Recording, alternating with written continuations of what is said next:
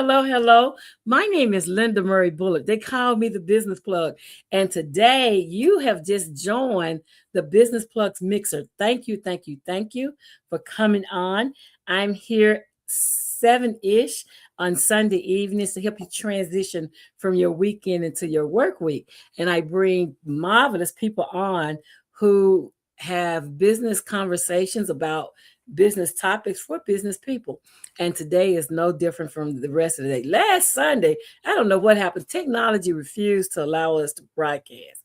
So I'm going to have to get Evan on another time so that he can tell you about what he does. He's a marvelous, he actually has virtual assistants for people. So I'll get him to come back on later. But at this time today, I'm so excited because I have Key McKay on today. But before I bring her on, I want to tell you about next Saturday, 12 o'clock noon to 3 o'clock Eastern time. I am hosting a grant class, and it's called Grant Magic, and it's a brunch and learn. So you bring your brunch, and we're going to learn about how to get grants. It's Grant Magic. And so today I actually posted 10 grant opportunities in my group on Facebook. It's called Building Your Own Six-Figure Business, and it has the number 6 figure, right? So you can go in. It's free to be in there. I drop information in there all the time, and today I dropped 10 business grants. So if you're looking for grants for your business, then join the Business Plug Mixer, but also go and look in and join the Facebook group, Building Your Own Six-Figure Business, which is my Facebook group of about 500 plus people, business owners who are looking to get information about grants and proposals and all the different things about business. Okay. So now I have made my team happy. And now I am going to ask you to join me to invite my guest to the stage. Ladies and gentlemen, welcome Key McKay. Hey, Key. Hi, Linda. Thank you for having me, and thank you for the invitation. Absolutely. Thank you for your yes. And so tell my audience, who is Key McKay? Key McKay is many things, but for this conversation today, she's a business development consultant. Many years of experience in business, various different types of businesses. But my focus is really on helping businesses to understand the value of business development and how to take those conversations, like we like to say, your network is your net worth. And a lot Yes, of people don't ma'am. understand how to take those conversations that they network with and turn them into anything more valuable. So that's my job. I love that. I love that. And I fell upon you because there was an article that you wrote some time ago that talked about the work-life balance. That's what got me into your path and on your circle. So tell people about that article. What was that article about? Like what transpired that made you write that article? Back then, when I wrote the article, I was writing it in retrospect. Now I can say that. But at the time when I was writing it, I really was trying to figure out what really work-life balance was for me. And in retrospect today, or I should say in hindsight, um, work-life balance today, it's something totally different than what it was then. Back then, it was really just setting boundaries. I was Mm, fairly new in my practice as a solo consultant and trying to figure out what boundaries were. What time is the right time to shut off your phone? You know, when you're employed and you have an employer, that's kind of decided for you. You work 9 to 5, yeah. you work 8 to 4. That decision is made for you. But when you are a business owner, you have to make that decision for yourself. And when you're new in business and you're hustling and you're grinding, sometimes you want to make as much dollars as you can make, and not realizing that you're literally destroying your own boundaries. Like, I'll give you a prime Mm. example. The other day, I was hiring someone to do some work in my yard, and I texted him at like 8 o'clock about something relating to the permit. And his response to me was, "It is 8 o'clock." And my response to him was, "You didn't have to respond, right? You didn't have Yeah. to respond. I sent a message. You didn't have to respond. You could have responded to me during your The normal next business." day. But Exactly. as a business owner, he felt obligated to respond, right? And Yes. early on in my business, that was me. I felt obligated to respond. And then I would get aggravated with the clients for like, "You should know not to email somebody at 8 o'clock." Well, I learned that people work in different time zones, especially now in the virtual world. And today I have clients, literally, I have some clients in South Africa, some clients in Ghana, some clients here in the States, some clients in the Caribbean, and we're all working in different time zones. And I had to learn that if you're going Exactly. to work in a virtual world, you have to learn time zones. And you have to learn that if someone email you at 11 o'clock at night, it might be because they're in a place where it's literally 5 o'clock in the afternoon, right? But obviously today that conversation about work-life balance is entirely different because I'm in a different place in my practice. I'm in a different place in my career. And now I'm literally working across time zones. So that definition is gone from really rigid, I work these hours, to I work what's convenient for my life, right? And so it's a different conversation today. Absolutely. Because I bet back then, no, not knowing you from back then, but back then it may have appeared that you have 9 to 5 to work, and then the rest of it is free time. But if you're an entrepreneur, that is out the door. And you learn that very quickly because the client facing hours might be 9 to 5, but especially when you're just started and you are literally the jack of all trades in your company, you're the marketer, you're the consultant, you're the accountant, you're everything. 9 to 5, when you're done talking to the clients, there's all the behind the scenes stuff that has to be done to prep for tomorrow, and sometimes that bleeds into the weekend. um and for a long time that was what it was every department you're figuring it out on your own. And then mind you, you think that you have a business until you realize, like, hey, a business have multiple different departments. And And that's it's the just thing. That's moving from employee to employer, right? Because all the time I run into business owners who are experts, like they are the subject matter expert for their widget, whatever that widget is. But then now I'm having them to build the infrastructure around that widget, right? The back office. So in the front office, they're running, they're making sales, they're doing all the things, but the back office is janky and shady because there are no systems there. Everything is manually done. Like they are doing all the things they can themselves instead of allowing themselves to work in their strengths and hire for their weaknesses. hmm Yeah, yeah. so early on, I used to do web designing. And one Okay. of the things that I figured out was clients would hire me to design a website, pay me a lot of money for the website, and then they would have a problem called they don't have any place to put clients. Like, they'll have spend all this money on social media, do the social media advertising, do the lead magnet, get the client to the website, and then don't have a CRM, don't have a back end to put the clients. And it's like, well, you spent a very long time and a lot of money to build a front end plaster that literally is bleeding clients through the back end. And once I that was really my first intro into understanding the importance of having a back end for your business. And I Yeah. started to say to clients, unless you're going to also hire me to implement your back end system, I won't do your front end. Unless you already have a front end, a back end, if you're going to hire me for a website and you don't have a back end, I won't take the job, because I know that later down the road, you're going to end up with a very expensive problem. I would rather spend time building out the back end for you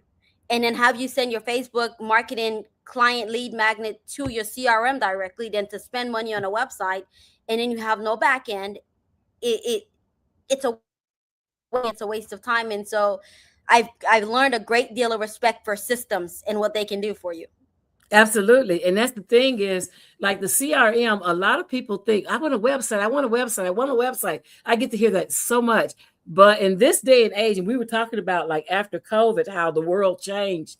In this day and age, you can have a Facebook page that does everything a website would do and not cost you as much money. I got Like one it, even better for you. Now you can go to AI and tell it, hey, I'm a consultant in Arkansas. My clients is X, Y, and Z. I want to be able to do ABC. Generate a website for me. yeah, yeah, And it will absolutely. do it. It will. And that's the thing though, but people are so still stuck on I gotta have a website, I gotta have a website, I gotta have a website. And they will spend, like you said, they will spend thousands of dollars. And I'm not saying that, and I've had web designers say, Linda, don't say that. But I'm always on the side of the business owner. So I would say, until you get the following, like get your infrastructure, spend that money getting your license and getting your systems, getting things automated so you're not manually having to do these processes. Like invest in a financial management system, invest in a CRM, tie them all together, make sure they integrate. Like integration is another thing because people buy apps in pieces. And so part of that business development is finding the tools that will integrate through all the systems so you touch it once. One of my mentors once told me, if you're going to spend money in business, in any place of your business, the first place you should spend it is on the back end, because whatever you refuse to do on the back end limits what you can do on the front end. If you go and you spend, and a lot of people will use social media, for example, they spend a lot of time and energy creating content, hoping to get that one viral post. And then they go viral and they have no system and no process. And we see this all the time. Actually, content creators are a good example of this. You see them blow up on social media and then they have no back-end infrastructure and no real business model. And then it's like, oh, they go viral and they have the knowledge on how to repeatedly go viral, but they don't have any way of monetizing their audience. And you can look at someone who have over 1 million following and they're barely doing $5,000 a month in business. And the reason is not because they don't have the following, it's not because their content isn't good, it's because they, one, haven't figured out a business model, and two, they don't have any back-end system to take those million followers and put them anywhere. Exactly. And we all know, million followers does not guarantee thousands of dollars. Like it's not about not about the number of followers, it's about the number of clients out of those followers. Precisely. And even with the number of clients is how well are you able to monetize the clients? Because sometimes we're good about getting those first clients, but then keeping a relationship with the client and then growing it beyond just that. If a client, I'll use the example of the website again. If a client comes to you for a website, well, now you know that you're going to create another problem. Have you already thought about what that next problem was? Have you already figured out how you're going to solve it for the client? And have you figured out how to position it to the client even before it becomes a problem? Absolutely. And I always talk about value ladders, like building value ladders so that we are not doing one and done. Because a lot of times when they first learn business, that's what they're learning. They're learning how to, hey, go to this pop-up. Hey, be this place. Hey, do this and do that. But there's no sustainability plan. And so they find themselves after a few months or even a year, they find, okay, how do I move from this place? And it's just you don't have a plan. Your business model is for one and done, and you cannot grow a business on one and done sales. You can't. Even, for example, let's say marketing, how you mentioned going to the pop-up shops and things like that. A lot of people don't, and especially when you're just starting out business, they don't understand that there's various types of marketing. For example, when you're posting on social media, most of the time what you're doing is brand awareness. Unless you have some sort of content that has gone viral that really someone wants whatever you're buying, or unless you're a really well-known brand and when you post, people are really looking for your content and they're ready to spend money. In the beginning, you're really just doing brand awareness. And brand awareness is very different. Even when you're doing pop-up shops and things, depending on where you're doing a pop-up shop.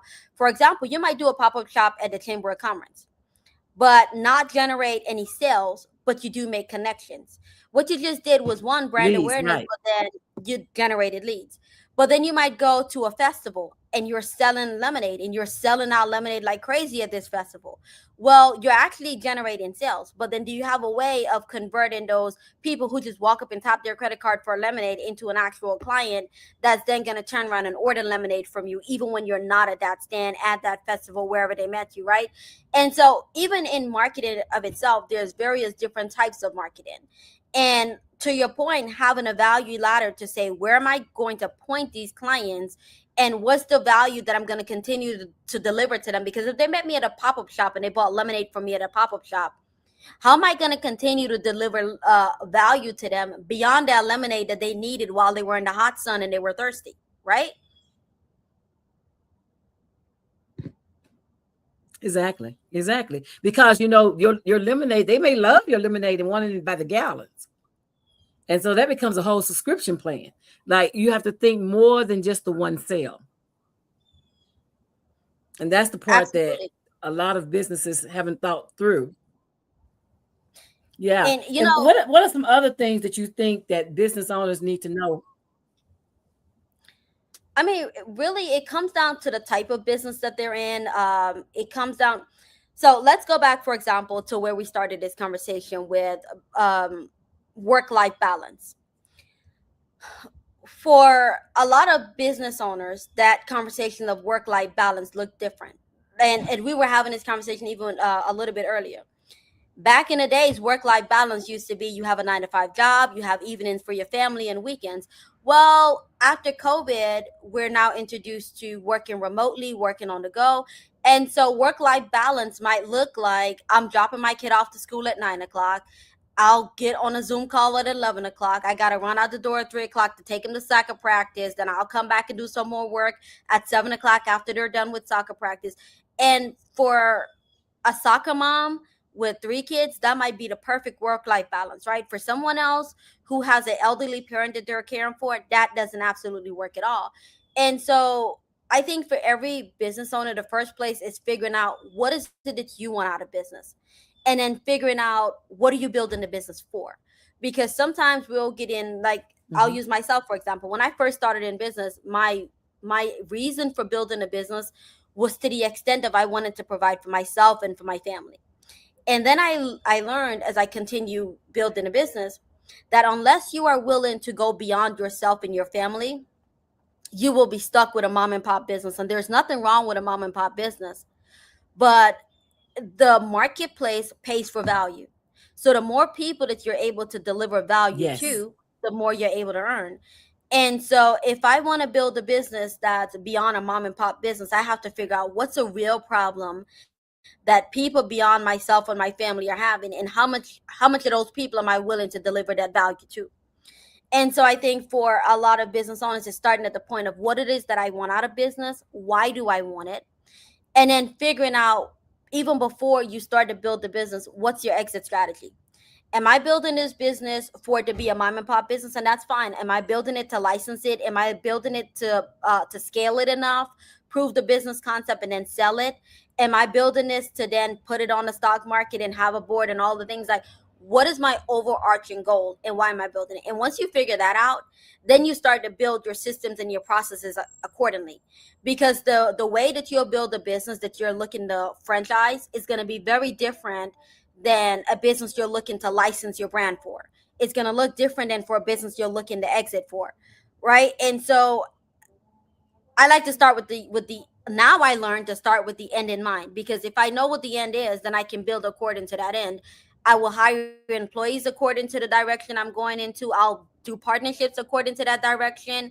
Even how you mentioned going to the pop-up shops and things. When I Absolutely. go to those pop-up shops, I'm Hmm. intentional about who I'm looking for because I have a certain direction I'm going in. So I know that was a long-winded answer, but I hope it answered the question.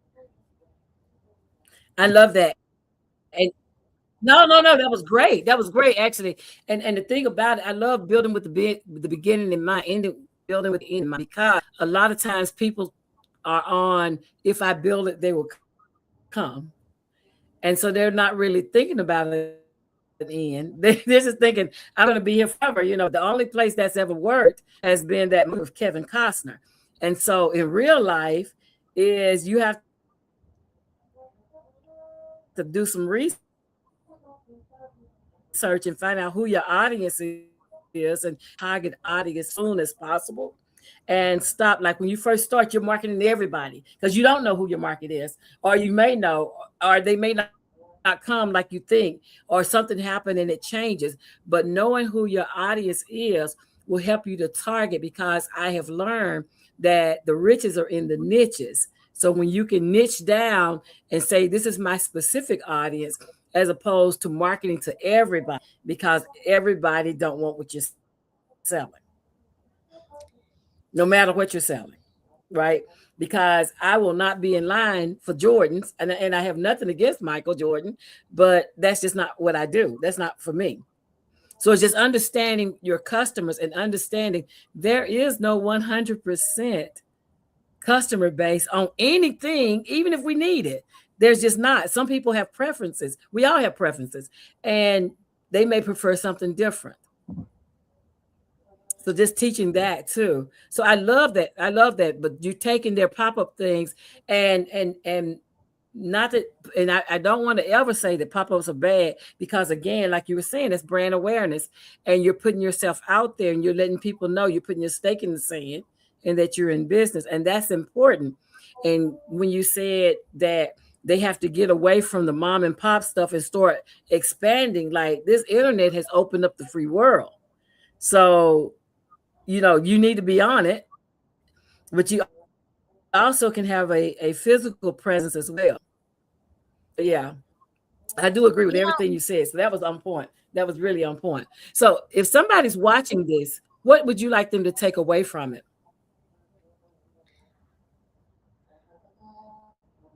I think I would say, to your point earlier, and I'll keep going back to the pop up shop because I think it's such a tangible it's such a tangible thing that anyone, regardless of where you are in business, can relate to. Um, I would say, to your point of focusing on your niche, that becomes, at this stage in business, I think I've done, and I say this very humbly, I think I've done enough business to have learned that the best kind of businesses is oftentimes the boring businesses.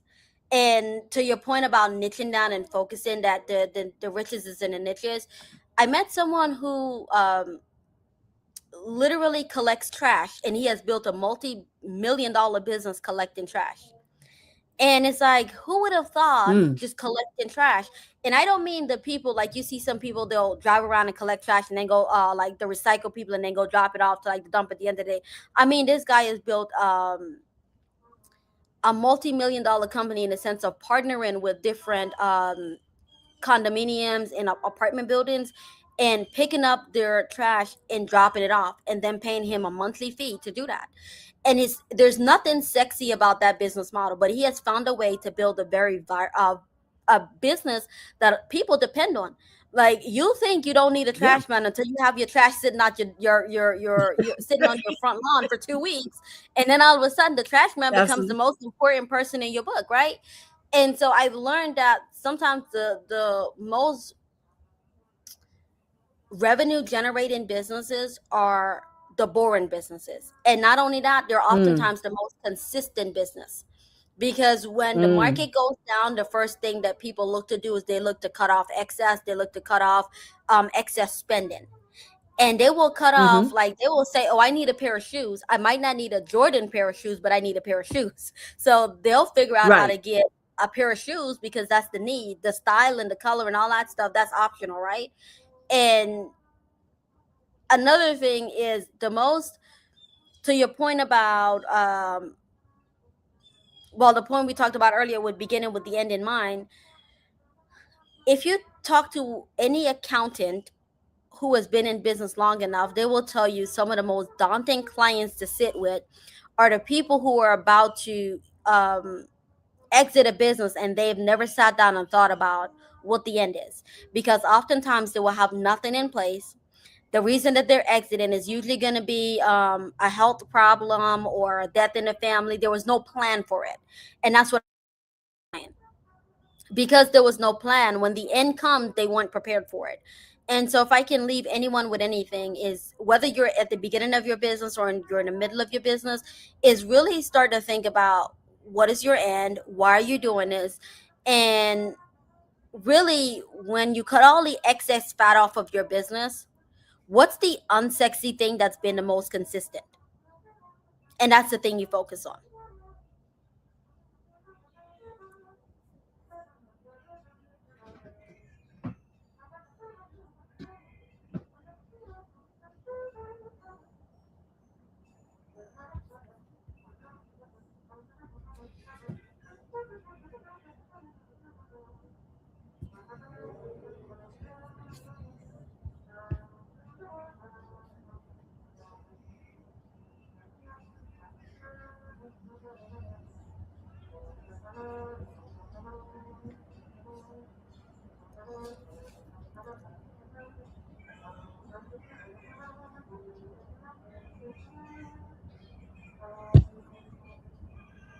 Okay, I am back. I am so sorry. I It's don't know okay. what it just did. It did something worse than ever before. I am going to get with StreamYard to find out why is this continually happening, because this should not be happening. And so I do apologize. I apologize to my audience for the technology. It is not my guess. It is my technology is crap. Like StreamYard has always been very good. And here lately, I don't know what's happening. They're doing some kind of upgrade, and upgrade is not doing what the upgrade should be doing, if you ask me. But would you please repeat what you just said? Oh, yes, absolutely. So to sum it all up, I was essentially saying, as a business owner, I think everything that we've talked about here today is really beginning with the end in mind. That's the first thing I mentioned. um, One of the, if you speak to any accountant who has been in business long enough, they will tell you one of the most painful clients to sit across from is the client who is about to exit a business that they never planned on exiting. And Mm, usually the reason they'll be exiting is something like there's a death in the family, or they're sick, or they're elderly, and so they can no longer run the business. And because they've never planned for how they will exit the business, usually it's chaotic, the exit is yes, unpleasant, and they end up walking away with less than they could have. right, And so imagine, just exactly. even think about that for a second. Spending 20 years to build a business, and then you walk away with just enough when Yeah, you could have walked away with more than enough. But exactly. you never planned for it, right? So really planning with the end in mind. And then the second point was, the most consistent businesses is often the business that's not very sexy. When you look Mm, around your life, like even just look at your own personal life, what are the things that you need? Light, water, food, like things that you absolutely need. It doesn't matter if a hurricane or tornado is coming. What do you absolutely need? Right? exactly. And those things become the necessity. And so as you're building a business, the thing you should be asking yourself, what can I provide for my client that is such a necessity, that if they had to cut everything else out of their budget, they will not cut this out because it's a necessity. And once you figure that out, you will build a business model that's really that can withstand anything. I love that. And that's why I gave the example of that trash man, because who would think that you could build a multi-million-dollar business from collecting other people's trash? But like I said, until you've had your trash sitting on your lawn for about 2 weeks, you don't realize how important that trash man is. So Hey, actually, after they missed the run, because in my case, it had filled with ants. Like by the time I got off work, it was full of ants, and I was like, I can't bring this back in the house. Like you have to come back and get this. So yeah, if you're I, like my husband and I, who regularly go fishing, your trash can't sit out too long because you literally have fish guts sitting in there. So there's no way of pulling that back in. exactly, exactly. So that was a great parable. Absolutely. Like you have to think about, it's just that I want business owners, we are magnificent and amazing.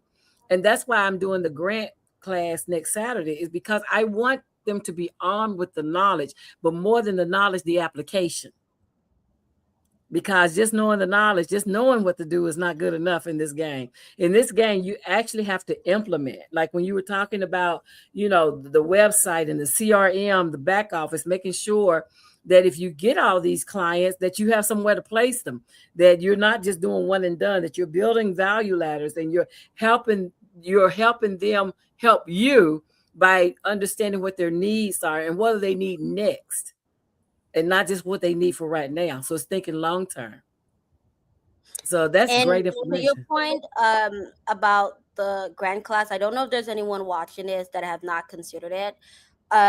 I will tell you, as someone who regularly works both in the corporate space and regularly in the government space, and sometimes I'm crisscrossing because my clients crisscross.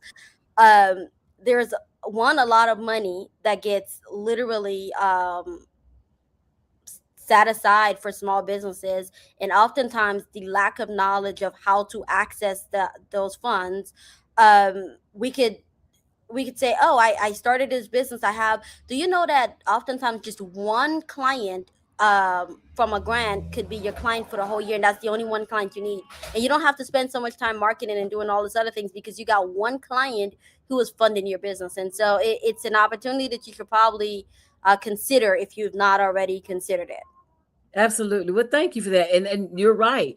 And so I have your information wherever they're listening to this. And again, please forgive my technology. They're doing something to it because it's gotten a lot better here lately. But we will have this in the replay. You will find it, the snippets on Instagram, and it's live here on Facebook. Look, Facebook, YouTube, and LinkedIn, and then we're going to have it on Spotify. And by that time, StreamYard will have their act together, and they will put it all together in one package so that we don't have all those blips that we've had. But I am so grateful for your yes. Thank you for coming on my show. Thank you for the conversation and the business knowledge. It's always, always good to talk to peers because sometimes people just need to hear it from somebody besides me. And so, so I do appreciate that. If they want to reach out to you, what is the easiest, best way to get to you? My website, growwithkey.com. As far as social media, I'm not very active except for on LinkedIn. And that's also at Grow with Key. But Grow with Key, anything, Google, Facebook, well, not Facebook, but LinkedIn. My website is all the same, Grow with Key. growwithkey.com. You heard it. So I've put it in the chat. So it's everywhere you're listening to this. And please, please, please reach out to her for tips and strategies and business, right? So reach out to her if you have any questions about anything we've talked about today. So I'm going to close out. My name is Linda Murray Bullard. I am called the Business Plug, and I just plugged you in to Key McKay. Contact her. You have her information with Grow with Key. And if you need her support, she's right here for you. Thank you for joining us on the Business Plugs Mixer. We'll see you next Sunday, 7 p.m.-ish. I'm getting the technology straightened out. 7 p.m.-ish to talk about more business conversations with business people for business people. Have a great week, everyone.